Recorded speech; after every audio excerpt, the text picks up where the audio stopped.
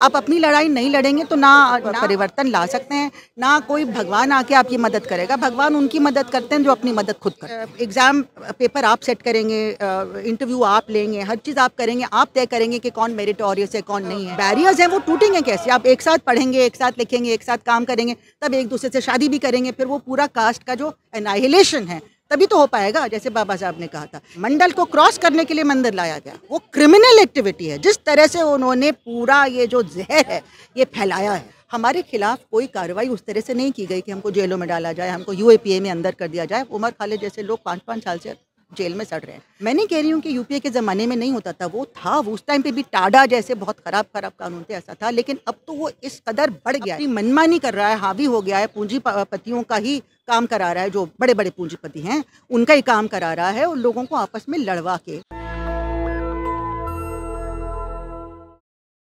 और हमारे साथ इस समय खास मेहमान बातचीत करने के लिए है नंदिता नारायण जी, और इनसे खास चीज़ें हैं। अभी अपनी स्पीच में एक आरोप लगा रही थी कि जिस तरह से एनटीए ने धांधली, पैसे का तो खेला वेला किया है, लेकिन आइडियोलॉजिकली आपने कहा आइडियोलॉजिकली उन बच्चों को सिलेक्ट कर रहे हैं, मतलब इसका थोड़ा सा हमारे आप दर्शकों को बताइए। मैं नहीं, इसमें तो मेरा सस्पिशन है, और सस्पिशन इस पे भी बेस्ड है कि क्यों हमारी केंद्रीय सरकार एनटीए में ऐसे आदमी को डायरेक्टर बनाएगी जो व्यापम स्कैम के टाइम पे मध्य प्रदेश में एक इम्पॉर्टेंट पोजीशन में थे, और उसके बाद भी जिनका रिकॉर्ड बिल्कुल साफ नहीं रहा है, और वो उनका जुड़ाव आरएसएस के साथ है। और इसी के साथ साथ हर यूनिवर्सिटी में, हर इंस्टीट्यूशन में उनका जो हेड है वो देखने को मिल रहा है कि उसी आइडियोलॉजिकल बैकग्राउंड से आ रहा है। तो जब आप इस बेसिस पे हर जगह लोगों का सिलेक्शन करेंगे तो, और उसके बाद जो धांधली होने के बाद भी उनके खिलाफ कोई एक्शन नहीं लिया जाएगा, तो इस तरह से लगता है कि वो धांधली करने के लिए उनको पूरी इजाज़त है, बशर्ते कि वो जो एक उनका आइडियोलॉजिकल काम है वो करते रहें। खुलेआम हो रहा है, उसमें कुछ छिपी बात नहीं है कि आप एक पर्टिकुलर आइडियोलॉजिकल बैकग्राउंड के लोगों को रिक्रूट करना चाह रहे हैं, मेरिट कुछ भी हो उसका। तो पूरे सिलेक्शन प्रोसेस को इस तरह से इन्होंने क्या कहते हैं कि बिल्कुल सबवर्ट कर दिया।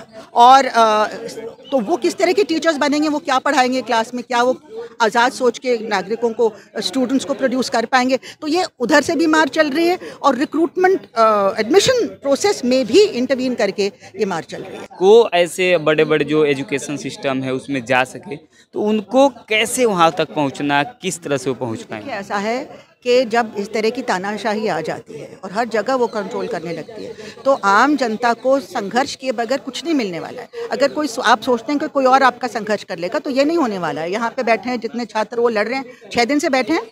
कितने छात्र इस एग्ज़ाम से अफेक्टेड हैं? कहाँ हैं वो? आप अपनी लड़ाई नहीं लड़ेंगे तो ना आप परिवर्तन ला सकते हैं, ना कोई भगवान आके आपकी मदद करेगा। भगवान उनकी मदद करते हैं जो अपनी मदद खुद करते हैं। आप सोचते हैं आप बच के बैठे रहें, आप अगले एग्ज़ाम के लिए पढ़ते रहें, और ये पलट जाएगा सिस्टम अपने आप। ऐसे नहीं होने वाला है। कुछ लोग कोर्ट में हैं, लेकिन कोर्ट के ऊपर भी एक जो समाज में चल रहा है उसका असर होता है। अगर समाज में बिल्कुल आवाज़ नहीं निकल रही, किसी की कोई सड़क पे है ही नहीं, तो कोर्ट्स भी उस तरह से चल रहे हैं, उनके ऊपर दबाव होगा सरकार का। किसको नहीं मालूम है कि सरकारों का दबाव होता है ना? लेकिन तो एक बात और ये मैम हो जाता है ना कि जो गरीब बच्चे होते हैं, जो मजदूर वर्ग से आते हैं, जिनकी स्थिति पढ़ाई तक के लिए बहुत ज़्यादा व्यवस्था करने पड़ते हैं, तो ऐसे में वो सरकार के खिलाफ प्रदर्शन नहीं कर पाएंगे। मान लीजिए दूर दूर है, गांव गिराव से बच्चे हैं, क्योंकि वो शायद सारे बच्चे तो नहीं आ पाएंगे जो वाकई दबे कुचले वर्गों से हैं।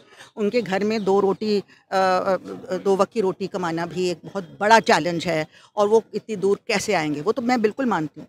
ऐसे जो मुद्दे में अभी तो जो मिडिल क्लास है वो भी अफेक्ट हुआ है ना, वो भी पूरी तरह से अफेक्ट हुआ है, क्योंकि उनके मेरिट को दरकिनार करके किसी और बेसिस पे, पैसे की बेसिस पे, और ये बार बार जो पेपर लीक हो रहा है, कैंसिल हो रहे हैं एग्जाम, तो ये तो सबको असर कर रहा है ना, सबके ऊपर। तो वो लोग कहाँ हैं? ऐसे में सुप्रीम कोर्ट और एजुकेशन सिस्टम में भी एक ही जात कह लीजिए, कहाँ एक ही आइडियोलॉजी के लोग बैठे हुए हैं, इसलिए न्याय संगत और देश के युवाओं के साथ, देश के उन लोगों के साथ न्याय नहीं हो पा रहा है कि जो सत्ता के या जो पूंजी के जो भी लाभ हैं वो सबको मिलें। वो हमारे बच्चों उस तरह से कॉन्शियसली नहीं सोचते, ये अनकॉन्शियसली है कि मेरे बच्चों के बच्चों, हमारी जो बिरादरी, उन्हीं को वो बेनिफिट मिले। तभी जो मंडल कमीशन आया तो इतना रिएक्शन हुआ था कि हमारे साथ नाइंसाफ़ी हो रही है, जैसे कि उनका अनरिटन राइट है हमेशा के लिए। तो इस तरह से लोग इवॉल्व करते हैं, सोचना पड़ता है। सरकार गिर गई। हाँ, सरकार गिर गई थी। सरकार गिराई किसने थी ये भी याद रखना चाहिए ना। जो अब बनते हैं बहुत मसीहा कि हम तो SC ST OBC लिख रहे हैं, OBC प्राइम मिनिस्टर है। गिराई तो उन्होंने नहीं थी, ये असली मकसद था। मंदिर तो बहाना बनाया था, मंदिर बाद में शुरू किया उन्होंने। पहले मंडल आया, मंडल को क्रॉस करने के लिए मंदिर लाया गया जी। मंडल फिर कमंडल की बात की। ऐसे में मैं देश के चौथे स्तंभ मीडिया को माना जाता है, लेकिन मीडिया को आप लोगों ने ऐसे विश्व पटल पर रख दिया है। कुछ देश के लिए क्या सही या गलत, उस पर बताइए। ये देखिए, जो मेन स्ट्रीम मीडिया है वो तो बिल्कुल ही गया गुजरा है। जो जितना कम कहें वो तो मतलब एक सिरे से नकार देना, ये मतलब थोड़ा सा ऐसा है कि हम देख रहे हैं कि क्या हो रहा है आप ना। शिक्षक हैं, 40 साल एजुकेशन सिस्टम में रही हैं, पूरा देश दुनिया को नहीं अल्टरनेटिव, मैं मेन स्ट्रीम मीडिया की ही बात। मीडिया का तो बहुत ही बुरा रोल है बाय एंड लार्ज। एक आध लोग छोड़ के जो भी कैसे बचे हुए हैं, लेकिन बुरा रोल है। उनको बिहाइंड बाज होना चाहिए। वो क्रिमिनल एक्टिविटी है जिस तरह से उन्होंने पूरा ये जो जहर है ये फैलाया है, ये तो क्रिमिनल एक्टिविटी है। तो फिर उस पर न्यायपालिका एक्शन क्यों नहीं लेती? न्यायपालिका तो दबाव में रहता है ना। न्यायपालिका एक पर्टिकुलर चैनल के रिपोर्टर को, उसको CEO को बचाने के लिए या मेन उसको बचाने के लिए रातों रात वो बैठ के उसको स्टे दिलवा देता है उसके अरेस्ट पे, है ना। आपको मालूम है किसके बारे में बात कर रही हूँ? The nation wants to know, है ना। और दूसरे लोगों के मामले में किसी को रिहा करने के मामले में जब हाई कोर्ट ने रिहाई का ऑर्डर दे दिया तो उसको रोकने के लिए इमरजेंट मीटिंग होती है साईं बाबा के लिए कि वो किसी तरह से बाहर ना आए, और केजरीवाल के लिए भी किया गया। तो इस तरह से न्यायपालिका का भी रोल भी हमें एक सवाल चिन्ह में लगता है। ऐसे में लास्ट क्वेश्चन, आप मैम जिस तरह से बच्चे रोड पर है NTO को लेकर, NTA कांग्रेस ने लेकर आई और कांग्रेस आज भंग करने के लेकर करी, तो कांग्रेस जो NTA लेकर आई तो किस मकसद से लेकर आई? देखिए, ऐसा है कि NTA को जिस तरह के पावर्स अभी मिले हैं, अब मुझे मालूम नहीं था कि क्या, मुझे पूरा हिस्ट्री इतना नहीं अच्छी तरह से मालूम है तो मैं ज़्यादा कहना नहीं चाहूँगी। लेकिन कई चीज़ें जैसे UAPA भी कांग्रेस लेके आई थी, उसमें जो बाद में अमेंडमेंट हुआ वो तो बहुत ही बुरा था। तो पहले हम लोग कांग्रेस के खिलाफ लड़ रहे थे।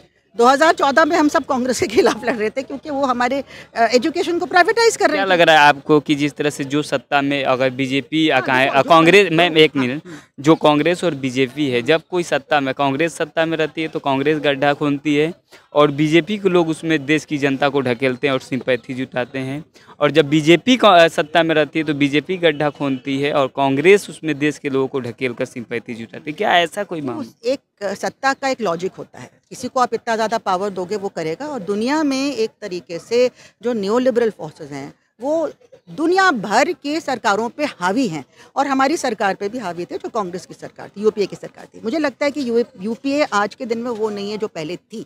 हालांकि उस टाइम पे भी कुछ प्रोग्रेसिव काम थे, जैसे ये राइट टू इन्फॉर्मेशन एक्ट था और मनरेगा था, ऐसे कुछ प्रोग्रेसिव चीज़ें भी हुई।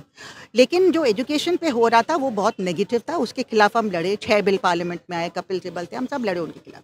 एक फ़र्क है, तब हमें लड़ने के लिए जेलों में नहीं डालना चाहिए। कपिल सिब्बल जी जब उस समय थे तो देश में जाति जनगणना हुई थी, लेकिन जाति जनगणना के आंकड़े नहीं आने दिए लोग। हाँ, वो और आज कांग्रेस अपने मैनिफेस्टो में डाल रही है कि मैं जाति जनगणना करा। जहाँ तक मुझे मालूम है सरकार तब तक बदल गई, वो जाति जनगणना आई थी, फिर दूसरी सरकार को आके उसको पब्लिक करना था, वो उन्होंने नहीं किया। तो ये मांग थी कि पब्लिक करो, तो वो पब्लिक नहीं किया, वो एक चीज़ है। आंकड़े जारी करने में मैम उतना समय नहीं लगता है। आप कह रही कि सरकार बदल गई थी, सरकार नहीं बदली थी, मुझे पता है, लेकिन उन्होंने आंकड़े जारी नहीं हो किए। सकता है। तो मैं कोई कांग्रेस पार्टी के लिए अपोलोजिस्ट नहीं हूँ, लेकिन फ़र्क ये था कि हम लोग वहाँ तब भी सड़कों में आके प्रोटेस्ट करते थे। हमारे सारे स्टूडेंट्स और सब हम लोग बिल्स के खिलाफ प्रोटेस्ट करके हमने वापस करवाए। हमारे खिलाफ कोई कार्रवाई उस तरह से नहीं की गई कि हमको जेलों में डाला जाए, हमको UAPA में अंदर कर दिया जाए। उमर खालिद जैसे लोग 5-5 साल से जेल में सड़ रहे हैं, ट्रायल शुरू भी नहीं हुआ है।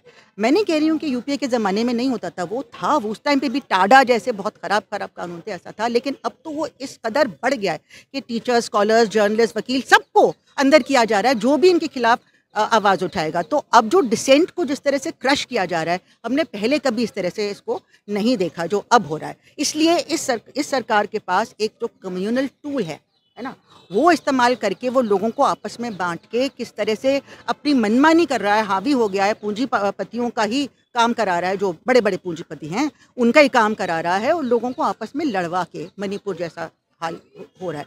तो पहले ये नहीं था, पहले हमारी बेशक बात ना भी सुनी जाती हो, लेकिन हमको इस तरह से विक्टिमाइज नहीं किया जाता था डिसेंट के लिए।